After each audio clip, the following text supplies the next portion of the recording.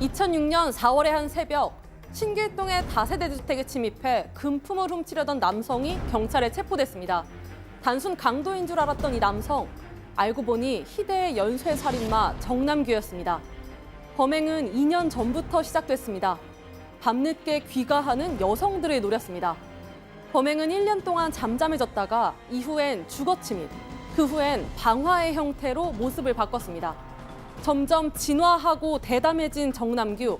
단순 강도상의 범으로 풀려날 수 있었던 그를 잡은 건 경찰의 프로파일링이었습니다. 범행이 훤히 보일 밝은 공간에서 고통스러워하는 피해자의 얼굴을 마주본 채 살인이 저지르는 잔혹한 습관. 침입한 피해자의 집에서 가장 작은 방으로 향하는 무자비한 발자국. 꼼꼼히 분석한 범행의 흔적이 서울 서남부에서 이어진 정남규의 잔혹한 연쇄살인을 끊을 수 있었던 겁니다. 수차례 이어진 면담을 통해선 영원히 미제로 남을 것만 같았던 초등학생 피살 사건에 대해서도 정남규의 자백을 받아낼 수 있었는데요. 오늘 사건 엑스파일에선 희대의 연쇄살인범 정남규와 그의 범행을 밝혀낸 프로파일링의 힘에 대해 다뤄봅니다. 자, 2004년 서울 일대를 정말 공포에 떨게 했던 희대의 연쇄살인범. 서울 서남부 부녀자 연쇄살인 사건이라는 이름으로도 불렸었죠. 자, 정남규, 저도 진짜 막 이름 얘기하면서 벌써 살이 떨립니다. 저도 뭐 관련된 책을 한번 쓰면서 정남규 사건 보면서 야, 어떻게 이럴 수가 있지 막 싶었는데, 자, 근데 이렇게 많은 사람을 살해했던 정남규지만 막상 경찰에 잡힌 건 다른 범행 때문이었죠? 예, 맞습니다. 정남규 강도 사건으로 경찰에 잡혔습니다. 2006년 4월이었는데요. 한 다세대 주택의 1층에 있는 이제 집에 들어갑니다. 그래서 정남규 이 집에서 가장 작은 방으로 향하는데요. 그 방에는 이제 20대 남성이 자고 있었다고 합니다. 정남규 이제 이 방을 뒤지다가 이 방에 금품이 상품권 한 장밖에 나오지 않자 자고 있는 남성의 머리를 둔기로 내리치고 이제 남성과 몸싸움이 시작되는데요. 이 20대 남성과 몸싸움을 하다가 옆방에서 자고 있던 이제 이 남성의 아버지까지 이제 몸싸움에 합세했고 결국 이제 이 정남규는 붙잡혔다고 합니다. 자, 그래서 경찰이 딱 정남규를 잡고 나서 이거 그냥 뭐 강도 상해범이겠지라고 생각했는데 지금 이 자리에 계신 권일용 교수가 이 정남규를 인터뷰하면서 이 녀석이 연쇄살인범이구나 이렇게 딱 규명을 했다는 거 아닙니까? 자, 교수님, 정남규와의 첫 대면 그때 좀 어떻게 좀 기억을 하시는지 또 이자가 연쇄살인범이구나라는 걸 어떤 단서로 알게 되신 건지. 사실 이제 프로파일러들이 그 범죄자를 프로필하기 전에는 그 범죄자의 행위, 공격 행위, 피해를 대상을 선택하는 과정 이런 것들을 전체를 다 분석을 하게 됩니다. 사실 이 범죄자가 이제 정남규가 잡히기 전에 이 사건으로 체포되기 바로 3일 전에 연쇄적으로 일어난 사건에 대한 범죄자 프로필을 수사팀에 브리핑을 했었어요. 교수님이? 네, 브리핑을 직접 가서 하고 나서 3일 만에 강도상해로 체포가 됐는데 제명은 강도상해로 체포가 됐지만 사실 그 며칠 전에 브리핑한 내용과 상당히 일치한다라고 하는 수사팀에 이제 연락을 받고 제가 현장으로 이제 출동을 했었던 거고요. 근데 그런 프로필들을 갖고 있었는데 사실 우리가 이제 비열한 이 범죄자는 결국 비열한 범죄자입니다. 성범죄자일 뿐인데 우리가 뭐 희대 연쇄 살인범이다 막 이렇게 표현을 하지만 기존의 범죄 행위들을 쭉 연결을 해보면 결국은 아주 약자나 그러니까요. 어떤 좀 아주 이 여성, 끔찍한 노약자. 범행 도구들을 가지고 치명적인 공격을 했던 이런 프로필을 갖고 있기 때문에 제가 이제 처음 보십시오. 대면을 지금 다 아동, 여성. 그렇죠. 그래서 처음 대면을 하는 순간에 어떤 눈을 잘 맞추지 못하더라고요. 눈을 회피하고 또 의사표현, 질문하는 것에 대해서 잘 답변하지 못하는 이런 몇 가지 특징들을 보니까 기존에 갖고 있던 프로필과 상당히 유사하다. 그래서 지금 강도상해로 수사를 할 것이 아니고 기존에 있었던 연쇄살인하고 같이 연결해서 수사를 해야 된다라고 해서 이제 전체 수사회가 다시 진행이 되었던 그런 과정을 갖고 있습니다. 그렇군요. 자, 몇 명의 피해자를 냈습니까? 정남규가. 일단 2004년 1월부터 범행을 시작한 것으로 파악이 됐습니다. 그래서 2006년 4월까지 2년 정도 범행을 벌어졌는데요. 이 서울 경기 지역에서 14명을 살해하고 19명의 중상을 입혔습니다. 앞서서 교수님께서도 잘 설명해 주셨지만 이 범행 대상을 아동, 여성 등 자신보다 약한 사람을 대상으로 했습니다. 그렇기 때문에 이 정남규가 검거된 이후 이 국민들의 분노도 더욱 클 수밖에 없었습니다. 자, 이 범행에서 말이죠. 쭉 보다 보면은 눈에 띄는 게 있습니다. 본인의 자백으로 나중에 밝혀진 첫 번째 살인인데 2004년 1월 경기도 부천 원미구에서 10대 소년들을 살해했던 사건. 네, 맞습니다. 2004년 1월 달이었죠. 부천 원미구의 놀이터에서 그 당시에 13살 윤모군, 12살 임모군을 칼로 위협을 해서 산으로 데려가서 그곳에서 이제 성추행을 하고 초등생. 잔인하게 살해를 한 건데요. 이 아이들의 시신은 실종 후에 16일 만에 이제 발견이 됐습니다. 아이들 집에서 한 3km 정도 떨어진 한 산의 정상부근에서 발견이 됐었는데요.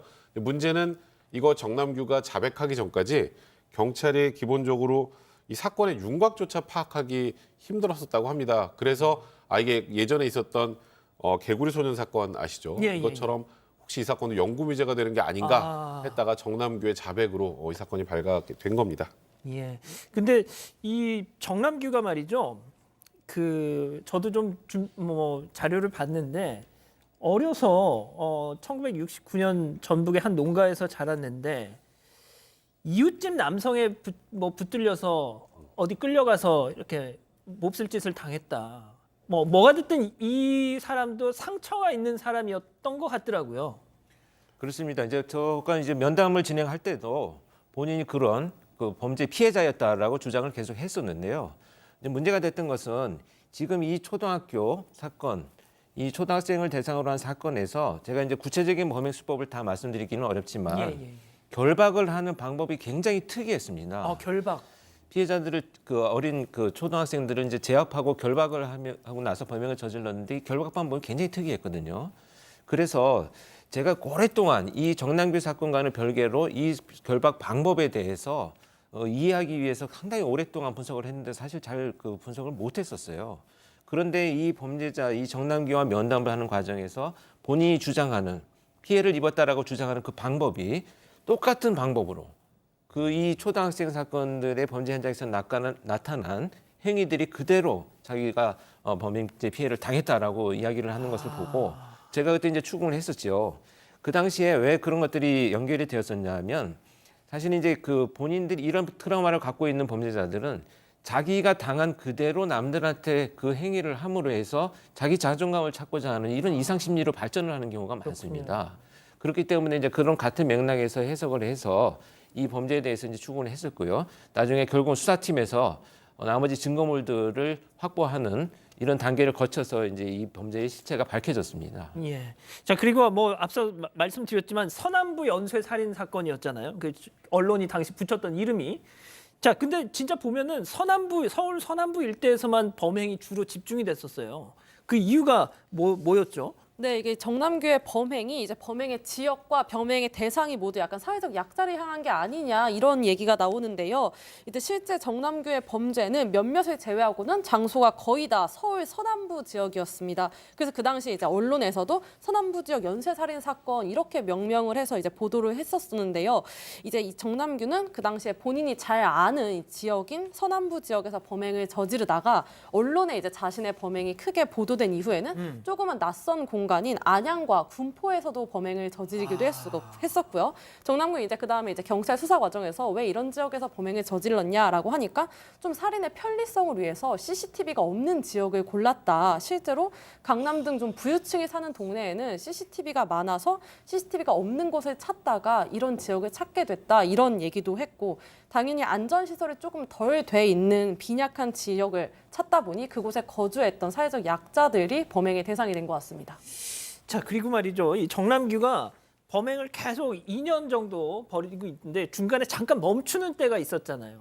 그러니까 그게 그런 경우도 있었고 또 노인을 살해하는 식으로 또 잠깐 또 패턴이 바뀌기도 하고 말이죠. 네, 맞습니다. 총 범행 기간은 2년 한 3개월 정도 되는데 중간에 1년 정도 말씀하신 것처럼 1년 정도 이제 휴식기, 일종의 휴식기겠죠.를 거쳐서 다시 범행을 시작했습니다. 그래서 2004년 5월을 기점으로 이 길거리 범행이 살인이 보고되지 않았었는데요. 1년 정도 흘러서 2005년입니다. 2005년 4월쯤에 서울 금천구의 한 빌라 1층에서 자고 있던 모자를 쇠몽둥이로 내리친 살인미수 사건이 발생했습니다. 그다음에 6월에도 새벽 시간대 경기 광명의 한 주택에 침입해서 자고 있던 무녀를 또 둔기를 이용해서 내리쳐 살해하려다 미수에 그친 사건이 발생했습니다. 교수님, 잠깐 그렇게 스톱했던 이유, 1년 동안 스톱했던 이유가 뭐라고 보셨습니까, 그때? 사실 이제 우리가 방금 공 기자님 말씀하셨다시피 서울 서남부 지역에서 어떤 침입이 용이한 이런 지역들만 다녔다라고 하는 것이 이제 주된 이 범죄자의 목적이긴 하지만 사실 그 이면에 또 다른 목적이 뭐가 있었냐면 안양이나 군포 이런 곳은 수사팀의 혼선을 주기 위해서 의도적으로 갔던 목적을 갖고 있기도 하거든요. 그래서 이 서남부 지역은 이제 재개발을 막 하던 그런 장소들이기 때문에 그렇죠. 제가 범죄 현장에 지금은 다 아파트가 세워졌습니다. 그렇죠. 그래서 당시에는 굉장히 다세대 주택에 문도 열려 있고 침입도 용이하고 이런 상황이었었는데요.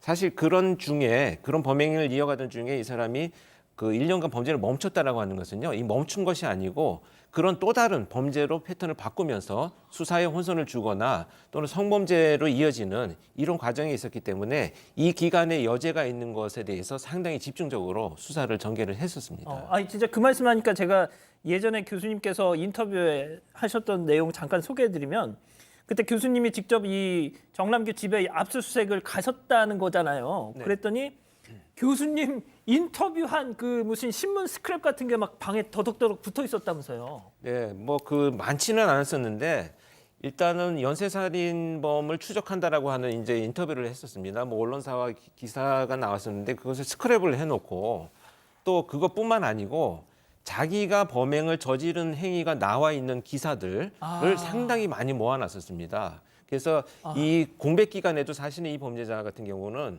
어떤 이 휴식기, 소위 어떤 휴식 기간을 가진 것이 아니고 자기 범행을 끝없이 반추하면서 기존의 언론 보도, 그다음에 자기를 추적하는 사람들에 대한 어떤 자료들을 계속 이렇게 수집하고 또 자기 범행을 저지르기 위한 노력들을 해왔던 그런 범죄자입니다.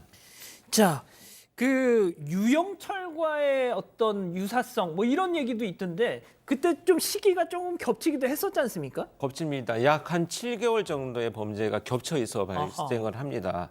그런데 이제 유영철의 범행 같은 경우에는 침입 범죄를 시작을 해서 갑자기 패턴을 바꾸어 가지고 이제 자기 집으로 오피스텔로 불러다니는 범죄로 이제 바뀌어 갔는데요. 정남규 같은 경우에는 노상에서 범죄를 저지르던 패턴을 갑자기 바꿔서 침입하는 범죄로 바뀌었는데요. 사실 이 두 가지는 행동 패턴은 다르지만 심리적인 기제는 같습니다. 뭐냐면 보다 자기가 범행을 저지르는데 장애요인이라고 생각되는 것들을 자꾸 제거하다 보니까 침입 범죄에서 남았던 증거물들로 자기 신이 추적될까 봐 유영철이 행동 패턴을 바꾼 것처럼 정남규도 길거리에서 범행을 저지르고 다니다 보니까 이제 자기 목격자가 나왔다더라. 이런 진술들, 그다음에 자신을 추적하는 수사팀의 어떤 이 수사력의 집중 이런 것들을 회피하기 위해서 침입 범죄를 이제 바꾼 거죠. 그렇군요. 결과적으로는 자기의 어떤 살인의 욕구나 자극들을 계속 점차 이제 증가시켜 가기 때문에 이렇게 행동 패턴이 바뀌어 나타났다 이렇게 판단을 합니다. 자, 공 기자, 그래서 정남규가 일단 붙잡혀서 재판을 받았어요. 사형을 선고받았죠. 예, 맞습니다. 정남규 사형 선고받았고 결국 이제 대법원에서 이 사형이 확정되기도 했었는데요. 정남규 이제 붙잡혀서 수사와 재판에서 했던 말 굉장히 기괴했었습니다. 일단 1심 첫 공판에서마저 지금도 사람을 죽이고 싶은 충동을 느낀다 이런 말 계속 반복했고요. 죄책감을 느껴본 적이 없이 오히려 즐거웠다 이런 말도 계속했습니다. 그리고 정남규 본인의 정신병력도 주장했었는데요. 법원은 인정하지 않았고 정남규가 인격장애를 갖고 있는 것은 사실이나 범행 당시에 심신장애 상태도 아니었고 사물을 변별할 능력이 없지도 않았다라면서 사형을 결국 확정했습니다. 자, 그런데 여기서 또 충격적인 내용. 결국 정남규가 옥중에서 스스로 극단적인 선택을 했습니다. 교수님, 그 이유가 뭐였을까요? 네, 이제 극단적인 선택을 한 이후에 많은 언론에서 사형수가 사형의 스트레스를 받아서 선택했다라고 표현을 했습니다만 제가 알고 있는 정남규는 결국은 자신을 스스로 살해함으로 해서 이 살인의 끝, 정말 그 자신조차도 살해하는 그런 살인에 중독된 자다 이렇게 생각을 합니다. 자기의 목숨을 끊으면서 또 마지막 살인의 마무리를 지었다. 어우 진짜 소름 끼치네요. 자 아무튼 이 결국 프로파일링으로 연쇄 살인범 정남규를 검거했고 또 이걸 제대로 조사하지 않았다라면 뭐 붙잡히지 않고 그 이후에도 계속 범행을 저질렀겠죠. 생각만 해도 정말 소름 끼칩니다.